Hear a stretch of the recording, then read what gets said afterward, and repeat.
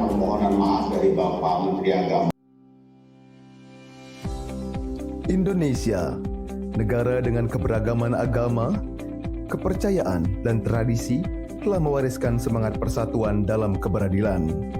Keberadaan umat Hindu di tengah keberagaman bangsa juga turut andil dalam upaya mengaktualisasikan filosofi Bhinneka Tunggal Ika.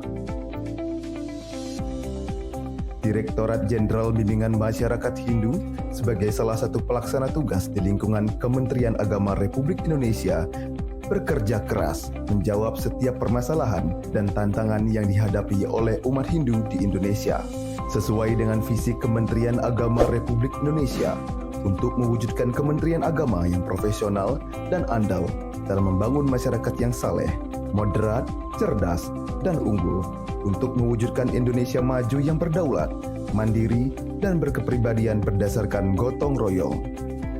Struktur organisasi Direktorat Jenderal Bimbingan Masyarakat Hindu terdiri dari Sekretariat Ditjen Bimas Hindu, Direktorat Pendidikan Hindu, dan Direktorat Urusan Agama Hindu. Sepanjang tahun 2021, Ditjen Bimas Hindu telah berhasil menaikkan capaian kinerja menjadi 99,31% atau naik 3,09% dari tahun 2020 dan mencapai realisasi anggaran sebesar 98,59% dari Pagu.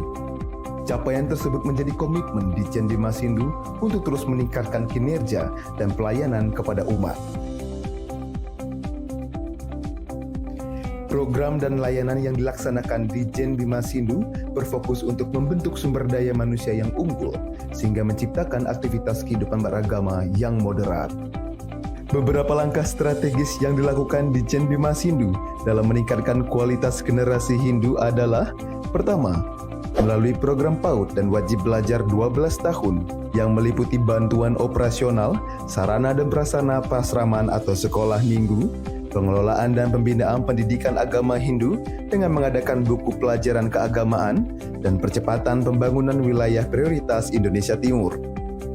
2. Program kualitas pembelajaran dan pengajaran yang meliputi pemberian beasiswa kepada guru agama Hindu, peningkatan mutu lembaga pendidikan agama dan keagamaan Hindu melalui program tata kelola pasraman atau sekolah minggu dan akreditasi pendidikan keagamaan, dan peningkatan kinerja guru pasraman atau sekolah minggu melalui pelatihan di bidang pendidikan, standarisasi profesi dan SDM, dan sosialisasi serta diseminasi.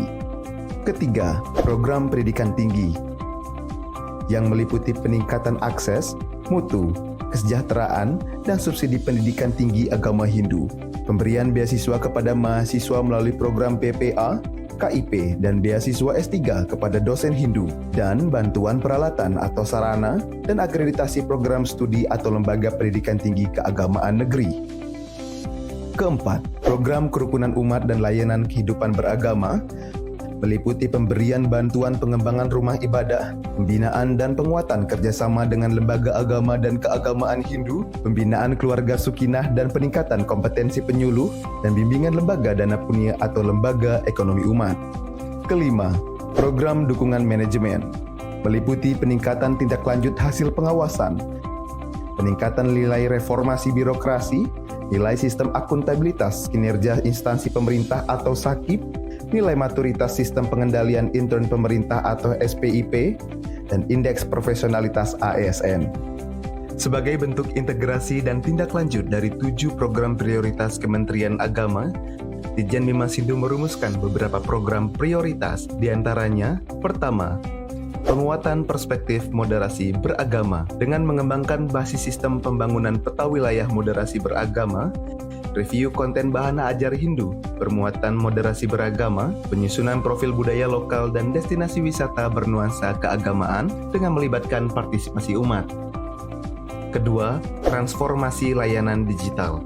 Di tahun 2022, Ditjen Bimas Hindu akan mengembangkan 3 aplikasi layanan digital, diantaranya Puspadu, Pusat Pelayanan Agama Terpadu, adalah aplikasi berbasis digital yang akan menjadi induk dari keseluruhan data dan informasi Hindu. Mobil Pinter, mobil pelayanan informasi terpadu, akan menjadi media penyerapan aspirasi terhadap berbagai permasalahan umat Hindu di seluruh pelosok di Indonesia. dan mengembangkan fungsi layanan pada aplikasi Sindu, Sistem Informasi Hindu, yang akan menjadi pusat data Hindu yang dapat diakses oleh umat. Ketiga, Rumah Bina Keluarga Sukinah. Program ini akan menjadi pilot project pertama pembinaan keluarga Hindu di 8 provinsi di Indonesia, yang bertujuan untuk memberikan pelayanan, konseling pranikah, pembinaan keluarga, dan pembinaan sudi widani. Keempat, Cyber University. Transformasi dari prioritas Menteri Agama menghadapi kemajuan teknologi dengan mengembangkan penyelenggaraan pendidikan jarak jauh berbasis teknologi. Salah satu yang menjadi target embrio pengembangan Cyber University adalah penegrian STHD Klaten dan mengimplementasikan roadmap UHN Ide Bagus Sugriwa Denpasar menuju World Class University. Kelima, Grand Design Kemandirian Lembaga Agama dan Keagamaan Hindu melalui BUMP atau Badan Usaha Milik Pura. Program ini bertujuan untuk memberikan pembinaan dan peningkatan kemandirian lembaga agama dan keagamaan Hindu di Indonesia. Dan keenam, Tahun Toleransi 2022. Selain menggerakkan semangat toleransi melalui rumah ibadah, Ditjen Bima Sindu mengembangkan Grand Design pemanfaatan Candi Prambanan sebagai pusat rumah ibadah umat Hindu di Indonesia dan dunia. Program ini akan didukung dengan 2 program utama, yakni Wakref Wadah Kreatif Award, yang akan menjadi ruang bagi anak-anak muda untuk mengembangkan kreativitas dan inovasi terbaru. Dan kedua, Power, Paket Wisata Religi, yang akan menjadi panduan bagi masyarakat Indonesia dan dunia dalam mengeksplorasi keindahan tradisi Hindu di Nusantara. Ditjen Bima Sindu berkomitmen terus memberikan program dan pelayanan yang dekat dan tersentuh oleh umat Hindu di seluruh Indonesia tanpa membedakan golongan, karena Bima Sindu adalah milik bersama. Mari ciptakan kolaborasi yang harmoni untuk kemajuan Hindu di tanah Nusantara. Mewujudkan bangsa Indonesia yang maju, bercirikan moderat dalam beragama, adalah bentuk kerjasama yang baik antara pemerintah, lembaga, dan umat. Untuk itu, mari kita berkolaborasi dan ciptakan sinergi yang kuat, solid, dan masif. Karena kita semua adalah satu bangsa, satu Indonesia.